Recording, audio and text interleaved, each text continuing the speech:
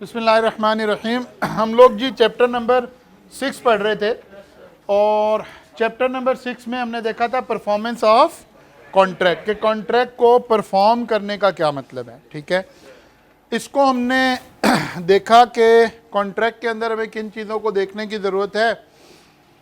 सबसे पहले था कि कॉन्ट्रैक्ट जब चल रहा था तो हमारा रिलेशन क्रिएट कैसे हुआ। कॉन्ट्रैक्ट ने एक ऑब्लिगेशन क्रिएट कर दी, ठीक है ना, दो पार्टीज के दरमियान में ऑब्लिगेशन क्रिएट हो गई।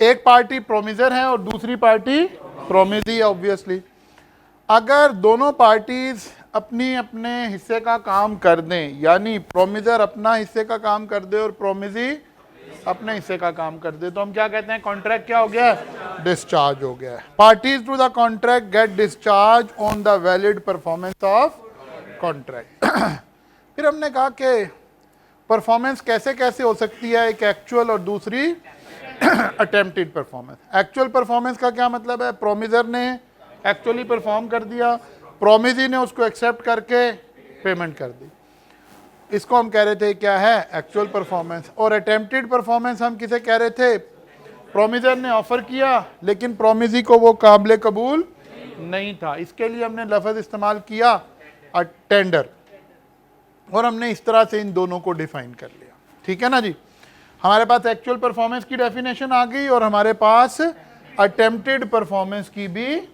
डेफिनेशन आ गई। फिर हम पहुंचे कि जी what are the essentials of valid tender. तो कितनी चीजें थी, 7। कौन कौन सी, सबसे पहले unconditional, number 2 proper time, proper place, proper person. ठीक है ना, प्रॉपर टाइम, प्रॉपर प्लेस और प्रॉपर पर्सन।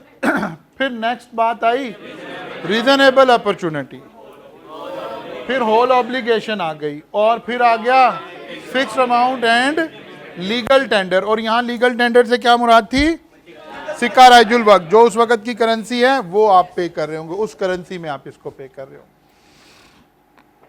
फिर हम आगे चले, हमने कहा कि अगर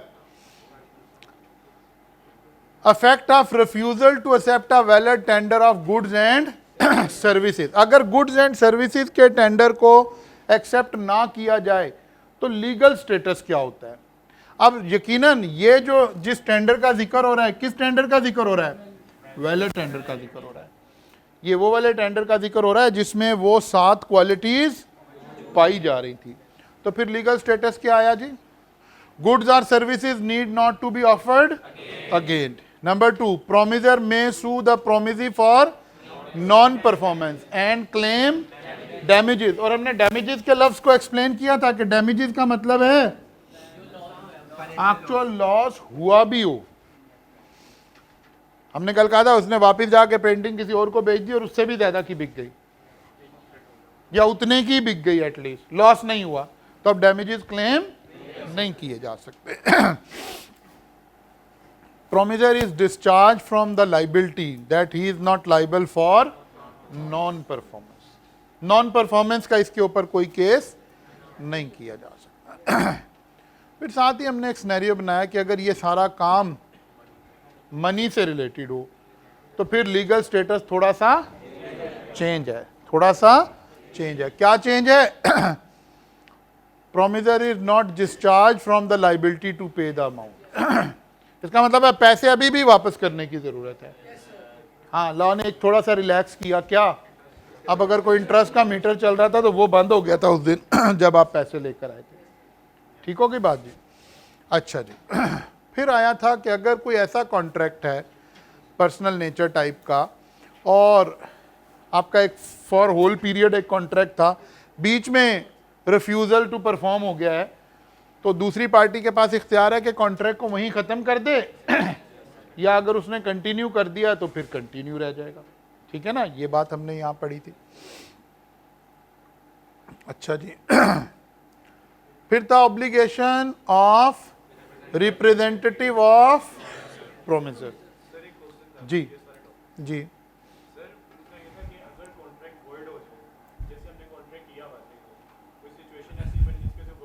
हाँ,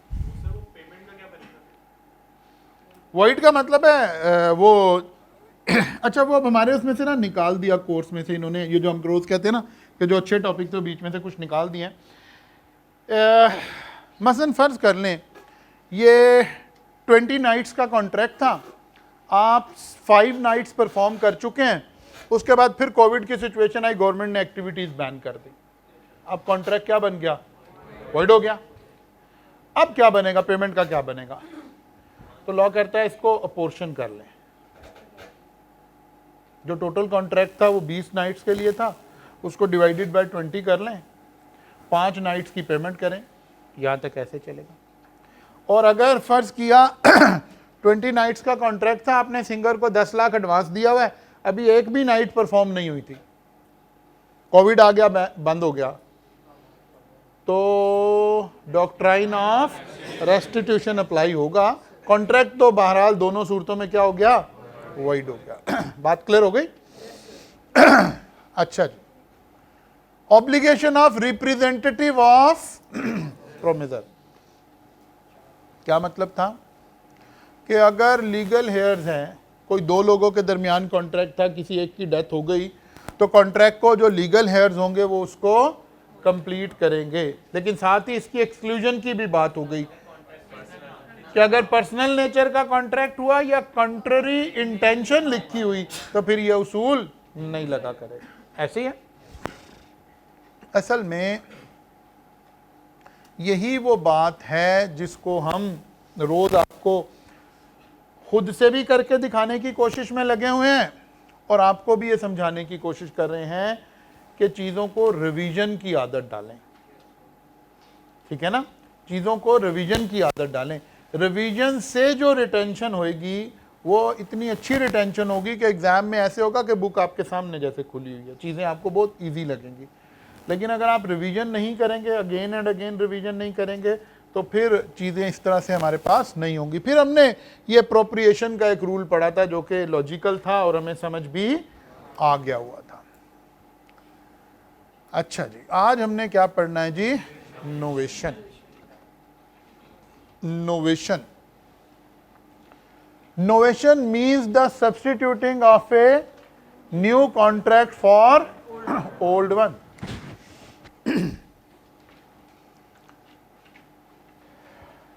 आपका कोई कॉन्ट्रैक्ट था, आपने पुराना कॉन्ट्रैक्ट कैंसिल करके नया कॉन्ट्रैक्ट कर लिया। ठीक है ना? एक ओल्ड कॉन्ट्रैक्ट था, आपने कॉन्ट्रैक्ट के अंदर इतनी बड़ी चेंज की कि वो पुराना कॉन्ट्रैक्ट बिल्कुल क्या हो गया? बेमानी हो गया, और ज्यादा मटेरियली चेंज कर लिया, तो ये क्या कहलाएगा? The new agreement extinguishes the right and obligation that were in effect under the, जो ओल्ड एग्रीमेंट के अंदर राइट, ड्यूटीज, जो कुछ भी लिखा हुआ था वो सब क्या हो गए? खत्म हो गए। यानी बेसिकली ओल्ड कॉन्ट्रैक्ट क्या हो गया? डिस्चार्ज हो गया, और उसकी जगह कौन आ गया है? न्यू कॉन्ट्रैक्ट आ गया। A novation ordinarily arises when a new individual assumes an obligation to pay that was incurred by the original party of the contract. मैं explain करता हूँ novation की सारी situation. In the case of novation, the original debtor is totally released. A novation also take place when the original party is continue. Okay, मैं अब explain करता हूँ। novation की दो बड़ी सूरतें यहाँ डिस्कस हो रही हैं। एक पर्सन मिस्टर ए था और एक मिस्टर बी था। ठीक है? मिस्टर ए ने मिस्टर बी के ₹500,000 देने थे। ठीक है? जिससे पैसे लेने हो वो कौन होता है? डेटर। ठीक है ना? उसको क्या बोलते हैं? डेटर बोलते हैं, जिससे पैसे लेने हो। ठीक है? जिससे पैसे लेने हो वो डेटर। तो अच्छा, इसने इससे पैसे लेने थे। अच्छा जी, हुआ क्या? बीच में एक पार्टी मिस्टर सी आ गई। मिस्टर ए ने मिस्टर सी को और बी को बिठाकर कहा कि यार भाई मेरी जगह पैसे जो है मिस्टर सी देगा, ये भी मौजूद, ये भी एग्री कर रहा है, ये भी एग्री कर रहा है। बात समझ आई? एक ये क्या हो गया, ये डेटर रिलीज हो गया, अब ये अपनी लाइबिलिटी इसकी खत्म हो गई, और कौन बन गया डेटर, कौन बन गया मिस्टर सी बन गया। इस सिचुएशन को भी कॉन्ट्रैक्ट में हम कहते हैं नोवेशन हो गई है, यानी जो इनका कॉन्ट्रैक्ट था वो खत्म हो गया, उसकी जगह ये कॉन्ट्रैक्ट आ गया, एक नया कॉन्ट्रैक्ट आ गया। बात समझ आई है? जरा पढ़िए पॉइंट नंबर 2 को। A novation ordinarily arises when a new individual assumes an obligation to pay that was incurred by the original party to the contract. Original party ये थी, ये न्यू पार्टी आई है जिसने ऑब्लिगेशन को ऑन कर लिया कि यार मैं पैसे दूंगा, ये इनका कॉन्ट्रैक्ट डिस्चार्ज हो गया और इस वाले कॉन्ट्रैक्ट ने उसको रिप्लेस कर दिया। ये बात समझ आ गई? In the case of novation, the original debtor is totally released from the obligation which is transferred to someone. अब बाद में ये पैसे ही नहीं दे रहा है। को बड़ी दफा कोशिश की कि भाई पैसे दे दो, नहीं दे रहा। कैन वी सू मिस्टर है? नो। पॉइंट नंबर 2 ये बताना चाह रहा है। पॉइंट नंबर 2 ये बताना चाह रहा है क्या जी, in case of novation the original debtor is release from the obligation which is transfer to someone else.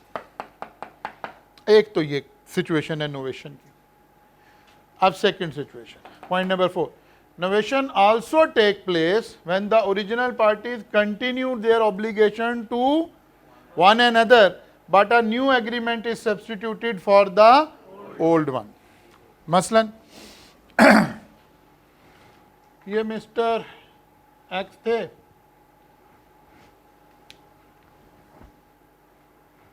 इनका एक कॉन्ट्रैक्ट चल रहा था,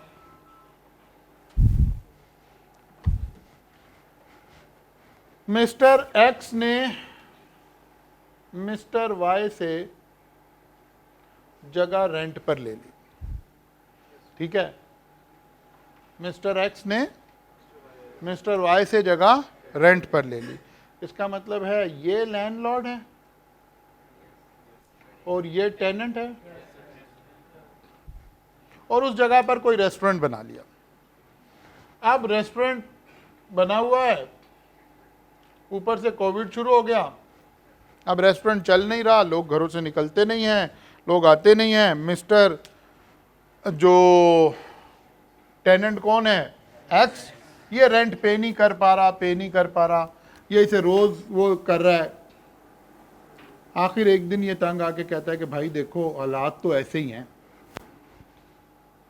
ठीक है ना, या तो मैं ये जगह खाली कर देता हूँ, ठीक है, और या ऐसा है कि तुम्हें पता है कारोबार तो मेरा अच्छा है, कोविड की वजह से ख़राब हुआ है मसला, तुम ऐसा करो मेरे साथ पार्टनर आ जाओ, कोई पैसे ना लगाओ, लेकिन मुझे तंग ना करो, मैं 20% ऑफ प्रॉफिट तुम्हें दिया करूँगा, 80% मैं हूँगा, हम 80-20 के पार्टनर बन जाते हैं, लेकिन अब मैं आपको रेंट नहीं दूंगा।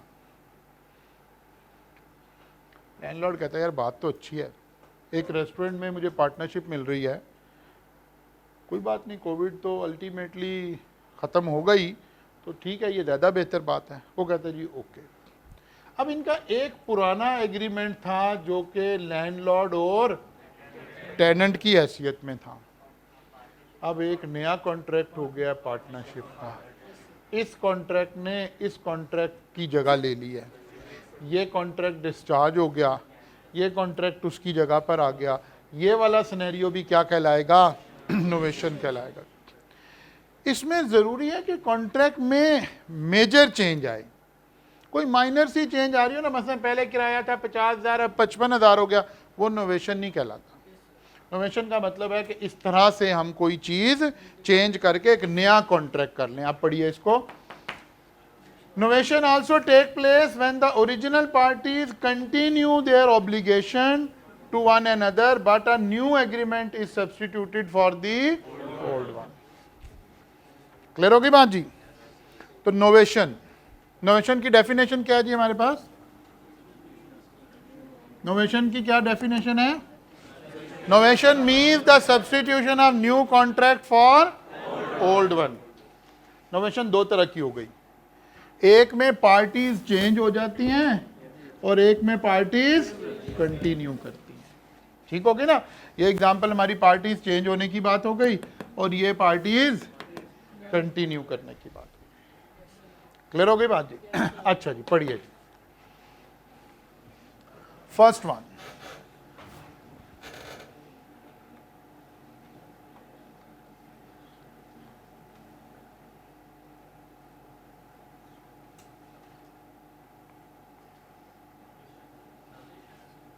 कौन से वाली कैटेगरी?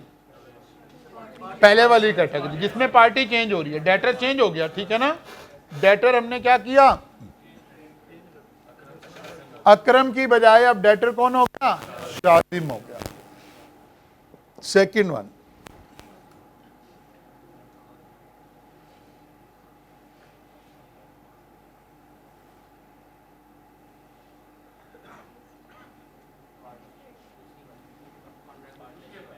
दूसरे वाला हो गया, पहला कॉन्ट्रैक्ट खत्म हो गया और उसकी जगह दूसरा कॉन्ट्रैक्ट आ गया। क्लियर होगी ना बात? तीसरी को भी पढ़ लीजिए।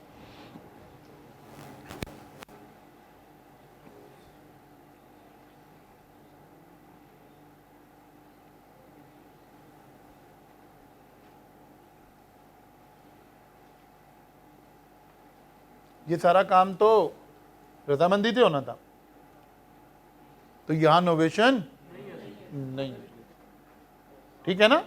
यहां नोवेशन नहीं हुई है। तो आई होप कि आपको नोवेशन की बात क्लियर हो गई है और अब आप इसे याद भी कर लेंगे। अच्छा जी, आगे चलते हैं जनाब, आगे चलिए जी।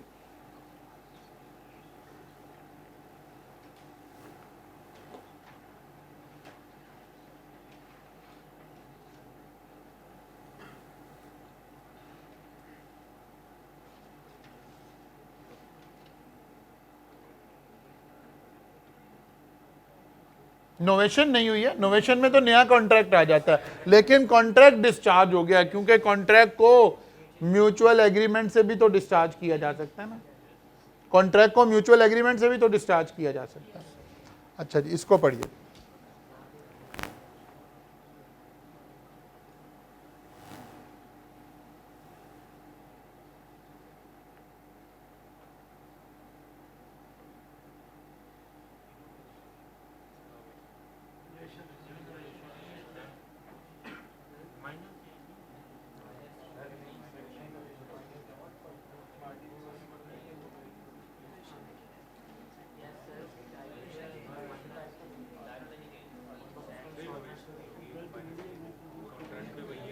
अगर तो अगर अब ये डिपेंड करेगा, ये सरकमस्टांसिस पे डिपेंड करेगा कि 500 बेल्स एकदम देना और इनको इंस्टॉलमेंट में देना क्या कोई बड़ी मेजर चेंज है?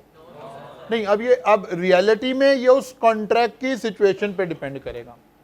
अगर तो बड़ी चेंज होगी तो फिर हम इसको नोवेशन कह रहे होंगे, और अगर ये एक ऑर्डिनरी सी होगी तो फिर ये नोवेशन हम इसे ना भी कहें, लेकिन हुआ क्या, पिछले एग्रीमेंट ने नए एग्रीमेंट को रिप्लेस कर दिया। पहले तय हुआ था मैं 500 बेल्स इकट्ठी दूंगा, अब उन्होंने फोन कर दिया इकट्ठी ना भेजना, 5 इंस्टॉलमेंट में भेज देना। इसका मतलब है पुराना कॉन्ट्रैक्ट तो खत्म हो गया ना, और उसकी जगह नई टर्म्स एंड कंडीशन आ गई हैं। तो अब ये नोवेशन है कि नहीं है, इट विल डिपेंड्स के ग्राउंड रियलिटी क्या होगी। हम इस तरह के केस में इसे नोवेशन ही लिखा करेंगे। ठीक होगी बात जी? अच्छा जी,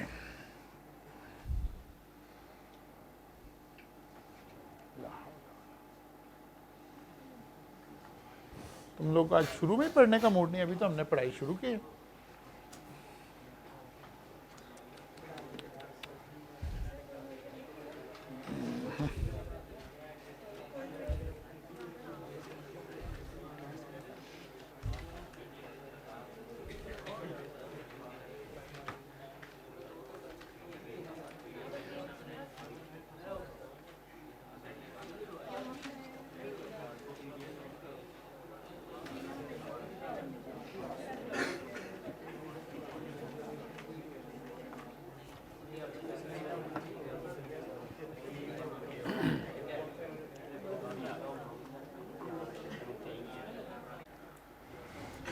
नाउ जी अब हम कुछ और टर्म्स को इंट्रोड्यूस कर रहे हैं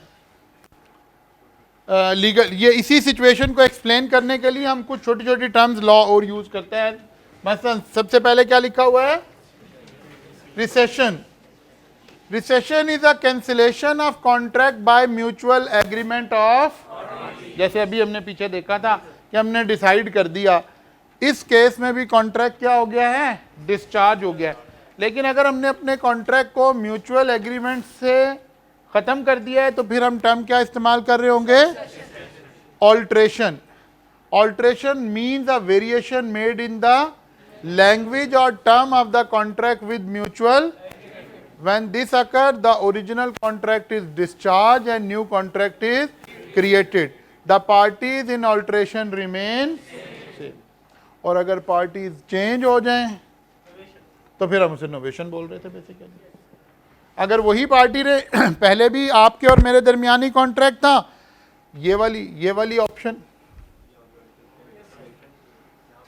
ठीक है ना, यहाँ अल्ट्रेशन भी हुई है, लेकिन अगर मेजर अल्ट्रेशन थी तो फिर हम उसको और क्या बोल रहे थे, नोवेशन भी बोल रहे थे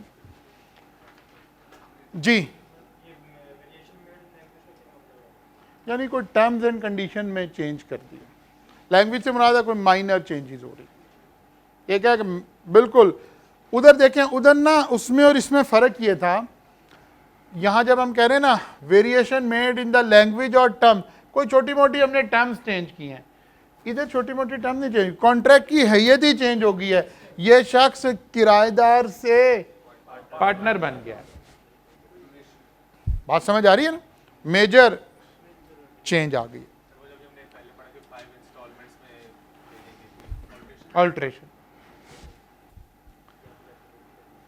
अच्छा जी, remission. Remission means accepting a lesser amount than the initial amount agreed. एक शख्स से आपने 5 लाख रुपया देना था, आपने उससे लेने थे 5 लाख रुपया, लेकिन उसने चक्कर लगवा लगवा के आपको तंग कर करके एक दिन आप पैसे लेने गए, कहता है यार भाई आप तंग आ गए हो, मैं ऐसा नहीं हूँ बिल्कुल भी, मैं आपको पैसे देना चाहता हूँ, आप अगली दफ़ा आएंगे ना मैं आपको दे दूंगा, 4 लाख मेरे पास मौजूद हैं, लेकिन मैं चाहता नहीं हूँ कि आपको तोड़ तोड़ कर पैसे दूँ। आप थोड़े समझदार थे, आपने कहा यार भाई तुम मुझे 4 दो, ऊपर का 1 लाख आपको छोड़ा मैंने, 4 तो निकले। एक्सेप्टिंग लेसर अमाउंट, बात समझ आई ना, आपको समझ आ गई कि यार भाई जब रिकवरी हो रही हो ना तो जितने पैसे मिलते हैं उन्हीं को ले लेते हैं, ठीक है। तो आपने क्या किया, remission means accepting a less amount than the initial amount agreed, उसी पर एग्री कर लिया। इसका मतलब है कॉन्ट्रैक्ट तो क्या हो गया, डिस्चार्ज हो गया भाई, पार्टी तो कॉन्ट्रैक्ट तो डिस्चार्ज हो गया। Waiver, waiver is a unilateral act. Unilateral का मतलब है one sided. Waiver is a unilateral act of one person that result in the surrender of a legal right, thus it amounts to releasing a person of certain legal obligation under a contract. अब क्या हुआ, यही आदमी था, उसने तंग कर मारा आपको, पैसे दे ही नहीं रहा। एक दिन आपने बड़े सोचा, बड़ा कुछ किया, आपने कहा अच्छा यार नहीं है, चलो जाओ, मैंने तुम्हें माफ किया, सरेंडर कर दिया, वन साइडेड आपने अपने राइट को सरेंडर कर दिया, तो इसको हम क्या कहते हैं, waiver. Promisee's refusal neglect, if any promise neglect or refuses to afford the promise reasonable facilities for the performance of his promise, the promisor is excused by such neglect or refusal as to any non performance cause.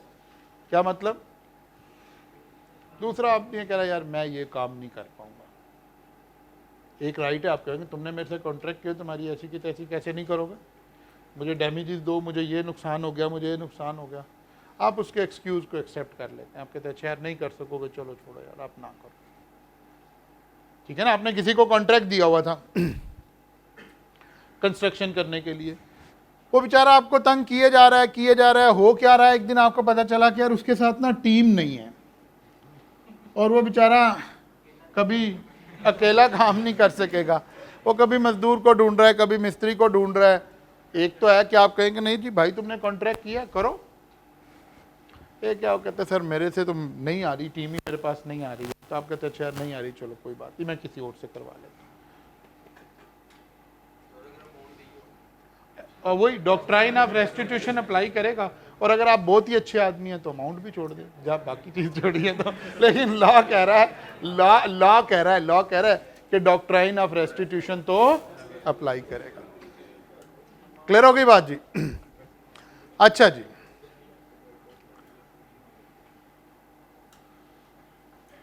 अब ये उन सारों की थोड़ी थोड़ी सी examples आ गई। अच्छा जी पढ़िए जी। Adil promised to paint a picture for Saleem, afterward requested Adil not to do so. Adil, if agreed, is no longer bound to perform the, ठीक है ना? Next.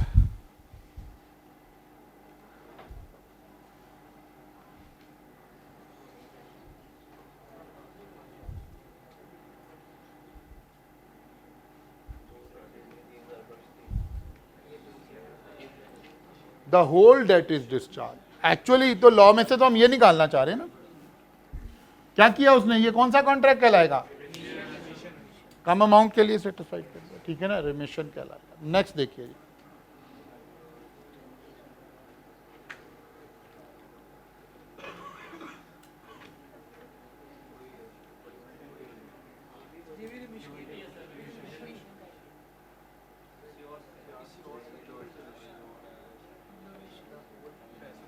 ठीक है ना? अच्छा जी, if any promise, neglect or refuse to afford the promiser reasonable facility for performance of his promise, the promiser is excused by such neglect or refusal as to non-performance. पढ़िए जी जरा। Adil contracted with Sajid to repair Sajid house. Sajid neglect or refuses to point out the Adil the place in which the house require repair. Adil is excused from the non-performance of the contract caused by such neglect or refusal. इसमें दोनों तरफ से बात हो रही है, दोनों parties को ये सहूलत दी जा रही है।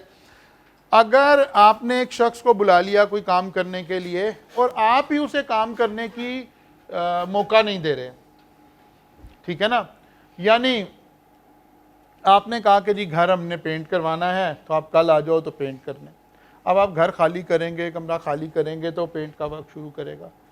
आप घर खाली नहीं कर रहे, बेचारा बैठा है इंतज़ार करा सर खाली कर दें, कहते हैं अच्छा कर देते हैं, सुबह कर देते हैं, शाम कर देते हैं, तो क्या अब दूसरे बंदे पे नॉन परफॉर्मेंस का मुकदमा कर सकते हैं हम? ऑब्वियसली नहीं कर सकते। वो कर सकता है अगर तो बाहिमी एग्री कर लें तो ठीक है, अदरवाइज वो कर सकता है कि भाई आप नॉर्मल उससे सोचें ना, एक मिस्त्री को आपने बुला लिया घर पे और 12 बज गए हैं, अब आपसे कहते हैं अच्छा रहने दो आज नहीं काम करवाते, तो कहेगा ना कि मेरा तो नुकसान हो गया सुबह से, तो बिल्कुल वो ये कर सकता है, डैमेजेस क्लेम किए जा सकते हैं। अच्छा जी, सब्सीक्वेंट इम्पॉसिबिलिटी और illegality. A contract to do an act which after the contract is made become impossible or by reason of some event which the promiser could not prevent unlawful become void when the contract become impossible or unlawful. ये पहले भी हम पढ़कर आए हैं बात, यहाँ अपनी अप्रोप्रिएट जगह पर अब ये जरा डिस्कस हो रही है। वो कह रहा है दो बातें हो सकती हैं, आपने कोई कॉन्ट्रैक्ट किया, एक तो ये हो सकता है कि उसको इम्पॉसिबल टू परफॉर्म करना हो जाए। इसकी एग्जांपल हम पीछे पढ़कर आए थे, नहीं बाद में आग लग गई थी, थिएटर में आग लग गई थी, हमने वो किया हुआ था, फंक्शन अरेंज किया हुआ था, ठीक है ना, इम्पॉसिबल टू परफॉर्म हो गया था, तो कॉन्ट्रैक्ट क्या हो गया था? वॉइड हो गया था। ऐसे सोचिए आपने कोई एक फंक्शन कहीं, जितनी देर में तुम आए हो इतने में, तो यार जब तू कितना नेक आदमी है, जब भी तुम्हें पूछोगा नमाज पढ़ रहा था, अच्छा यार को हमारे लिए भी दुआ कर रहे, हम तो गुनाहगार आदमी हैं, ठीक है। अच्छा जी,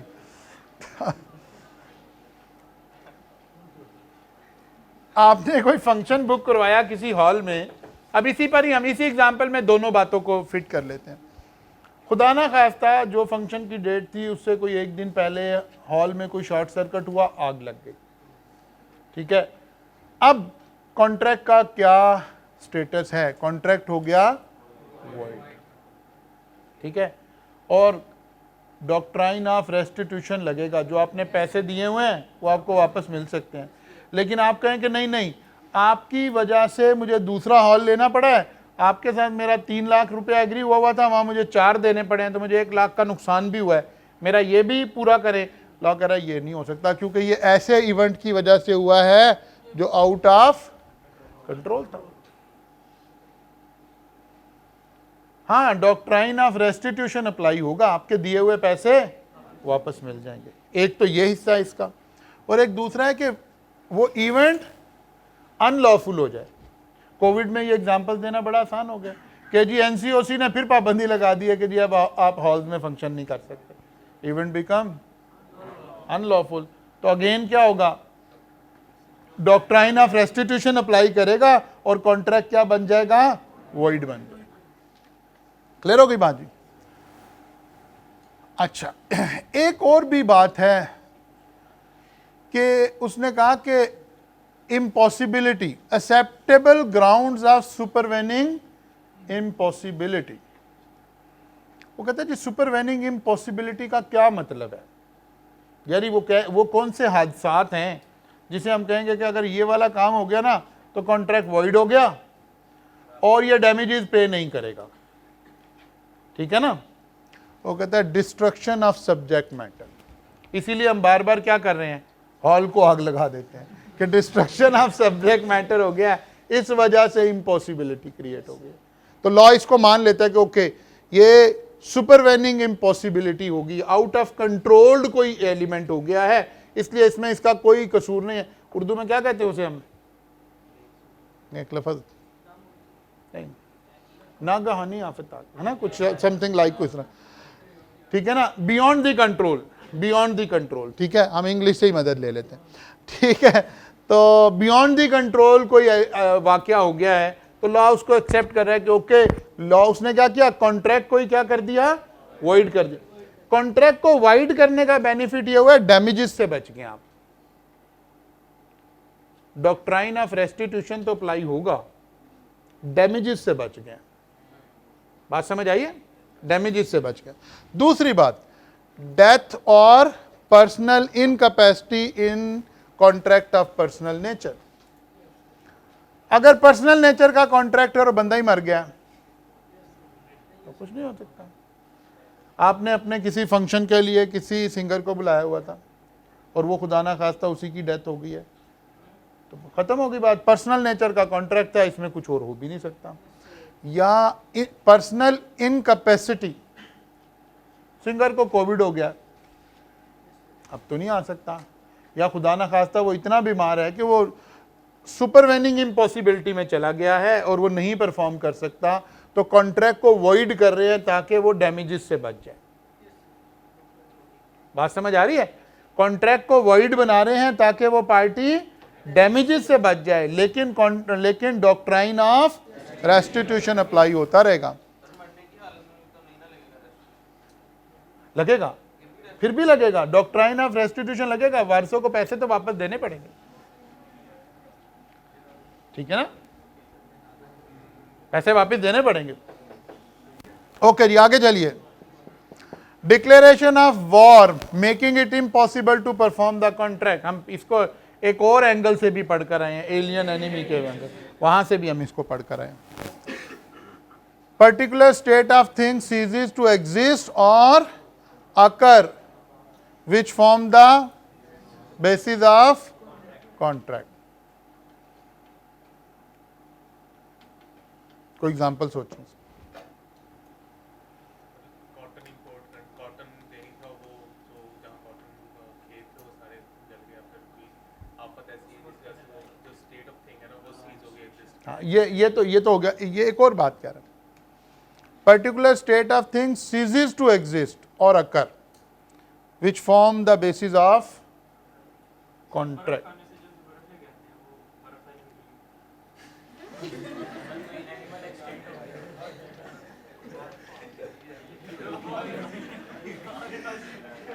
मैं क्या कह रहा को मुर्दा खाने दे कुछ डाले लगे।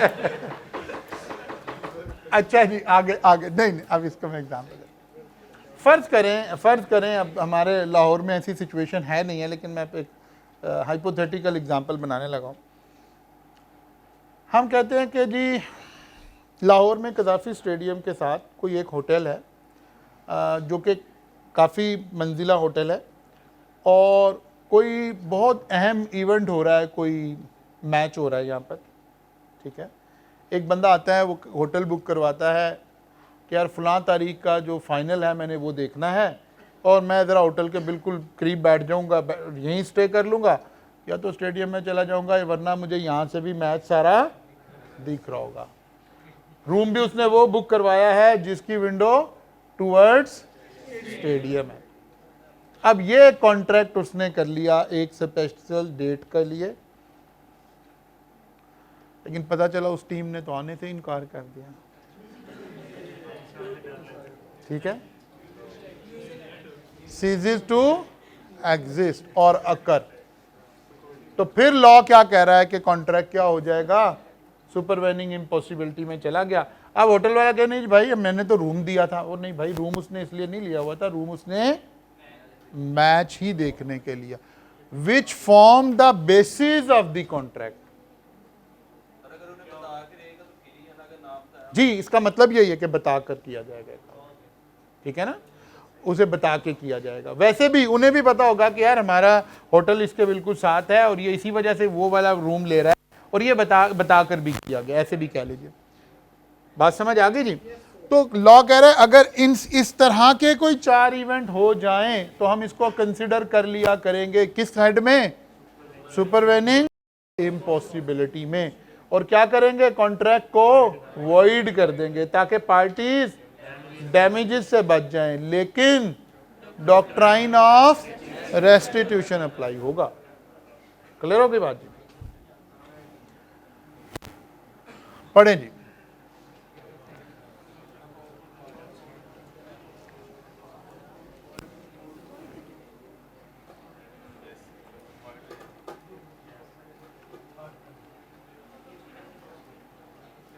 ठीक होगी बात जी। नंबर 2,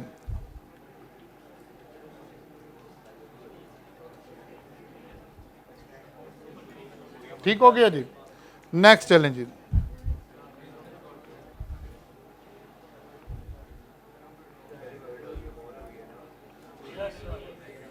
ठीक होगी बात जी।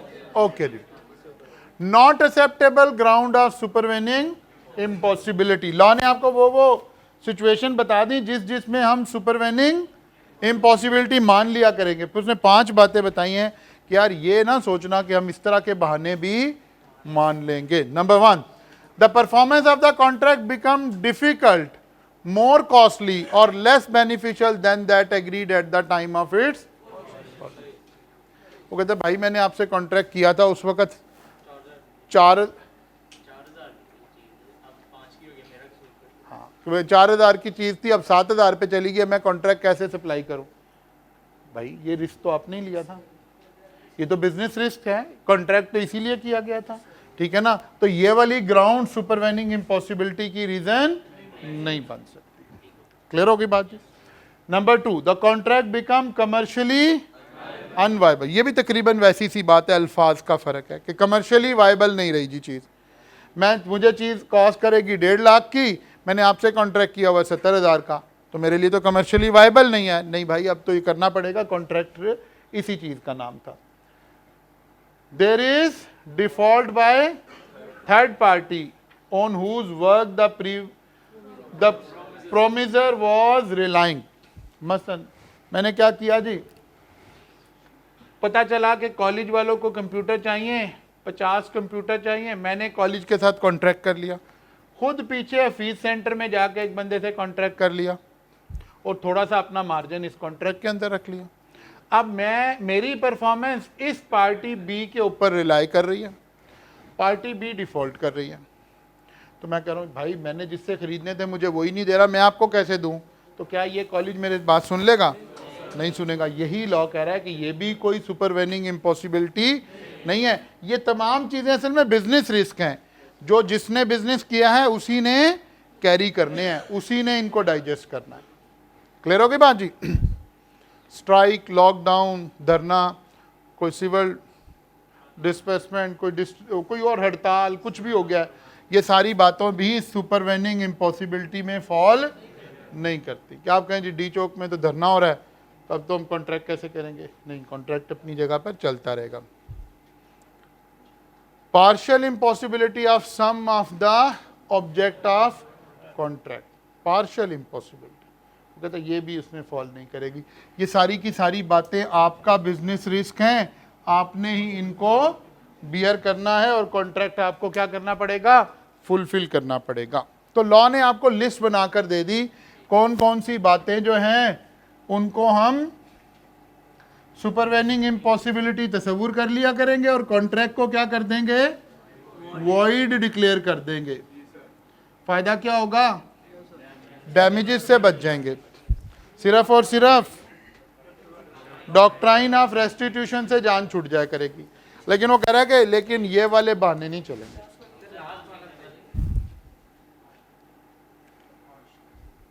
वो कहते हैं कुछ चीजों की पार्शियल का मतलब क्या हुआ? थोड़ा सा। Impossibility of some of the object of the contract, contract की कोई एक दो चीजें नहीं मिल रही हैं आपको, ठीक है? मसलन आप कोई चीज बनाकर देते थे, वही कंप्यूटर वाली एग्जांपल ले लें, पिछले दिनों हुआ रहा ना, कुछ चिप्स और कुछ चीजें शॉर्ट हो गई थी, या जैसे अभी अच्छा पेनाडोल पेनाडोल की शॉर्ट हो गई, सही कह रहे हो तुम, हैं? कालबोल ही नहीं आ रही है। अच्छा खैर अब तो सब कुछ ही शॉर्ट हुआ है, ठीक है ना?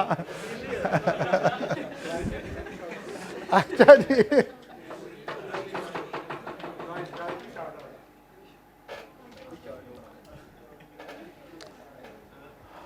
होंडाई की गाड़ी के आपको पता है बड़ी शॉर्ट हुई थी और ऑन बहुत ज़्यादा चला गया। रीज़न क्या थी? एक चिप जो उस गाड़ी में लग रही थी वो शॉर्ट हुई थी और वो नहीं बन रही थी। अब एक पुर्जा नहीं बन रहा तो क्या सारा कॉन्ट्रैक्ट हमारा वॉइड हो गया है? लॉ कह रहा है नहीं, वॉइड नहीं हुआ। ये जो बिजनेस कर रहा है उसने ये रिस्क बियर करना है, अपनी इन्वेंट्री मैनेज करनी है, कैसे करना है, क्या करना है, ये उसका मसला है। इनमें से कोई भी ग्राउंड सुपरवेनिंग इम्पॉसिबिलिटी की रीजन नहीं बने। ठीक होगी बात जी? ना हो जी। देखिए जी example 1, Asim agree to supply the gold within a specified time, he failed to supply in time because of government restriction on the transport of gold from collieries। ये क्या है? जहां से गोल्ड निकलता है। Here Asim will not be discharged because the gold was available in the open market from where Asim could have obtained it। ये भी देखना है हमने कि जी जहां से आपको नहीं मिल रहा, जी भाई नहीं मिल रहा, आप ओपन मार्केट से ले। कहते जो तो बहुत महंगा मिल रहा है, तो वो कह रहे ये तो कोई रीजन नहीं है। सुपरवेनिंग इम्पॉसिबिलिटी का मतलब है बियॉन्ड द कंट्रोल ऐसा कोई काम हो गया है और जिसका सब्स्टिट्यूट भी अवेलेबल नहीं है। अदरवाइज तो आप सब्स्टिट्यूट अप्लाई करें, आपने कॉन्ट्रैक्ट किया हुआ, आप अपने कॉन्ट्रैक्ट को क्या करें?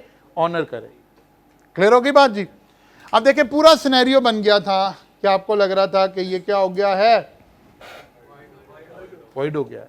लेकिन नहीं, अगर एक चीज मार्केट में अवेलेबल है तो फिर आप मार्केट में से उसको प्रोवाइड कर देंगे। इल्ला ये दो सॉरी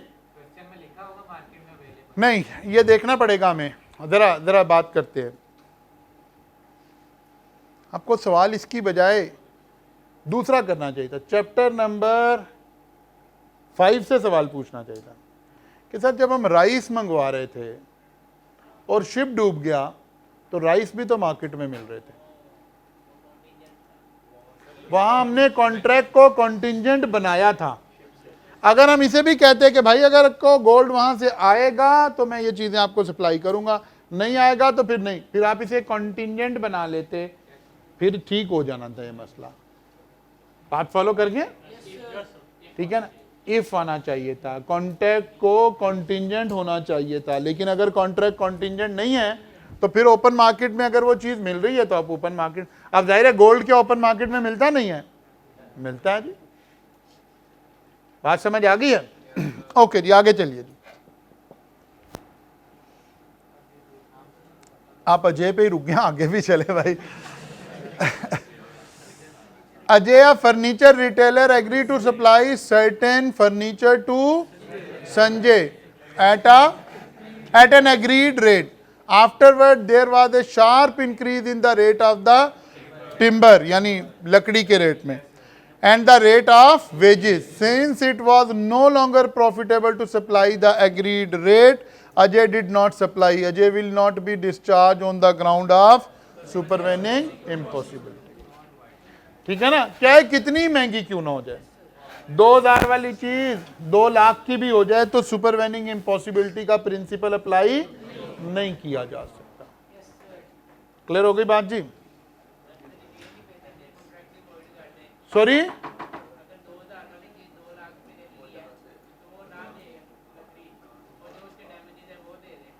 डैमेजेस किसको कहते हैं?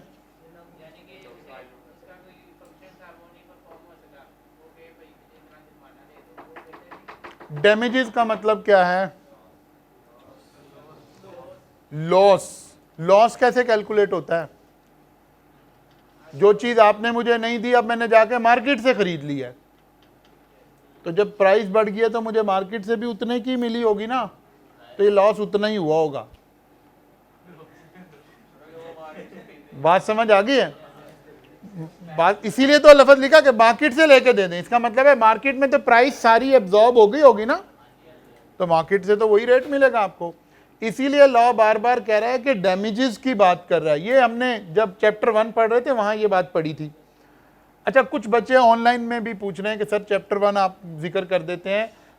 आपके पास 2 फोल्डर हैं मेरे लेक्चर्स के, एक क्रैश का फोल्डर है, ठीक है, और एक मेरे रूटीन का फोल्डर है। क्रैश के फोल्डर का नाम भी क्रैश लिखा हुआ है।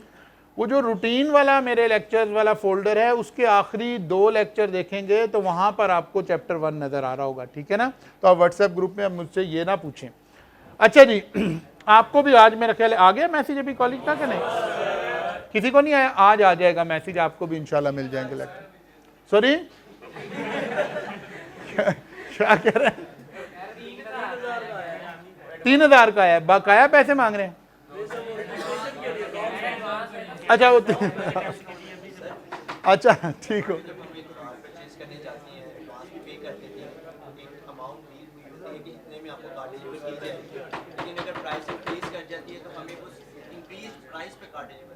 एक्चुअली ये एक बहुत बड़ी वायलेशन है, हमारे मुल्क में हो रही है, और उसमें वो सिर्फ एक चीज़ का फ़ायदा उठाते हैं। कभी किसी तकड़ी पार्टी के साथ होगा ना ये मामला, तो फिर वो इसे कोर्ट्स में ले जाएगा और ये मसला रिजॉल्व हो जाएगा। लेकिन फ़िलहाल वो जब आपसे कॉन्ट्रैक्ट करवाते हैं ना, जब आप गाड़ी की बुकिंग देते हैं, उस वक्त लिख देते हैं कि हम कंपनी के पास ये इख्तियार है कि प्राइसेस को बाद में चेंज कर सकती हो। आप एग्री कर लेते हैं उसके ऊपर, इस वजह से ऐसा हो रहा है। नहीं, हमारे यहाँ तो प्रॉब्लम ये है ना कि ये जो ऑटोमोबाइल सेक्टर है ना, मतलब कहते हैं जी आप ना बुक कराएं, आपको नहीं है तो ठीक है ना। अगर अभी आप ज़रा अकाउंटेंट बने नहीं हैं, थोड़ा अकाउंटेंसी पढ़ लें, फिर मैं अभी आपसे कहूँगा कि जब आप देखना चाहें कोई अमेजिंग किस्म की बैलेंस शीट, तो पाकिस्तान में ऑटोमोबाइल्स की बैलेंस शीट देखें। मतलब किसी भी कंपनी में आप जाते हैं ना, तो पता चलता है इस बैंक का लोन देना है, इसके पैसे देने हैं, इसके पैसे देने हैं, और ऑटोमोबाइल्स में advances from customer, advances from, क्योंकि पैसे आप पहले बुक कराते हैं, ठीक है, और उसके बावजूद वो प्राइसेस चेंज कर देते हैं। 2-2, 3-3 लाख रुपए की प्राइस एकदम बढ़ा देते हैं और आपको देनी पड़ रही होती है, ठीक है ना। वो क्योंकि सेक्टर ऐसे है, तो उस एग्जाम्पल को फिलहाल अभी हम इधर नहीं ला रहे, बल्कि ऑटोमोबाइल की शामत लाएंगे। जब आखिरी चैप्टर पढ़ेंगे ना, वहाँ भी कुछ लॉ में बातें लिखी हैं जो कि यहाँ बिल्कुल उससे उल्ट हो रही हैं, सारी की सारी उससे 100% उल्ट हो रही हैं। तो वहाँ भी जिक्र आएगा। बस हम ये कह सकते हैं कि लॉ तो ये कह रहा है, रियल लाइफ में जैसे बहुत सारे लॉ अप्लाई नहीं हो रहे, तो शायद ये भी अप्लाई नहीं हो रहा। हम इस तरह अपने आप को ज़रा तसल्ली दे लेंगे। ठीक हो गई बात जी। अच्छा जी, तो अजय की जान अजय नहीं छूटी, ठीक है ना। तो बात समझ आ गई है, अजय की जान अजय नहीं छूटी। ओके जी, आगे चलते हैं।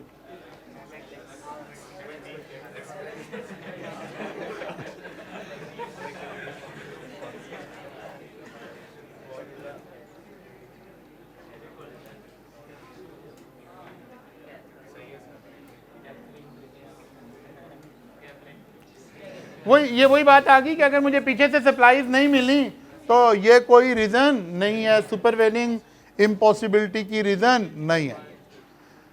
Compensation in certain circumstances where one person has promised to do something which we know or with reasonable diligence might have known and which the promisee did not know or to be impossible or unlawful, such promiser must take compensation for such promisee for any loss which such promisee sustained through the non-performance of the person.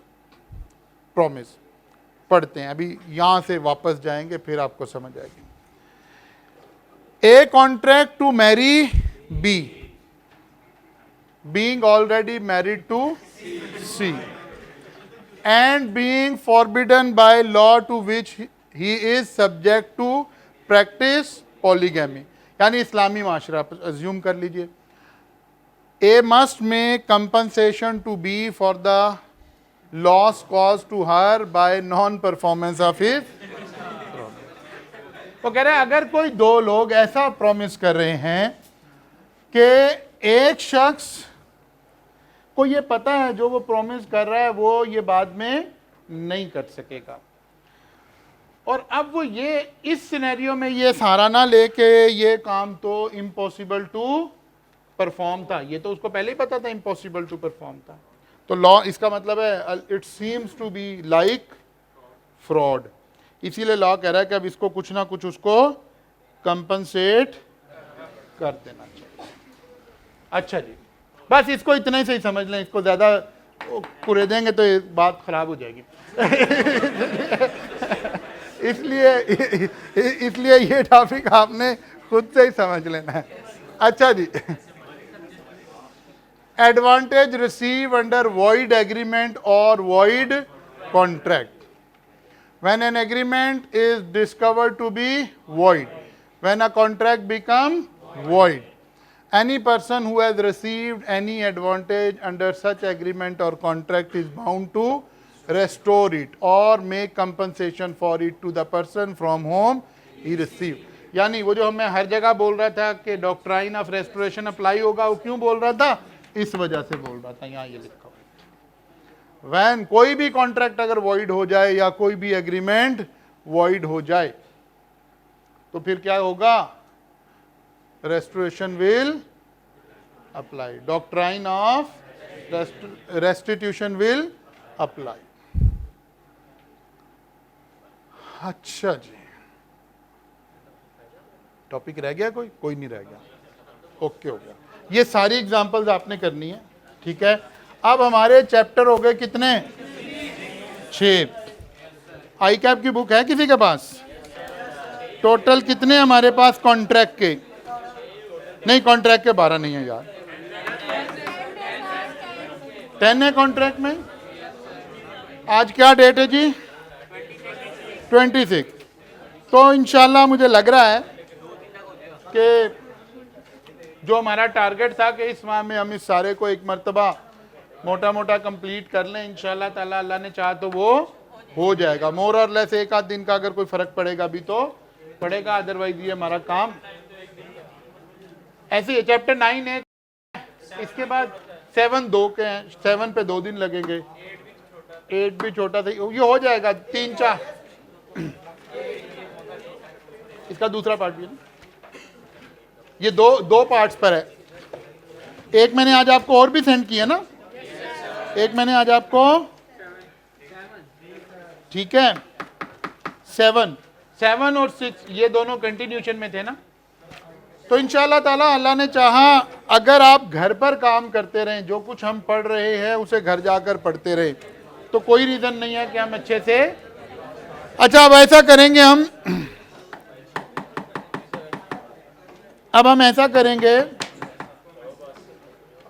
कि बीच में कुछ chapter जो भी important chapter आया करेगा ना, जैसे ये आज का चैप्टर जो हमारा है, this is an important chapter, हम सिर्फ इस चैप्टर का कल रिटन टेस्ट लेंगे आपसे, ठीक है।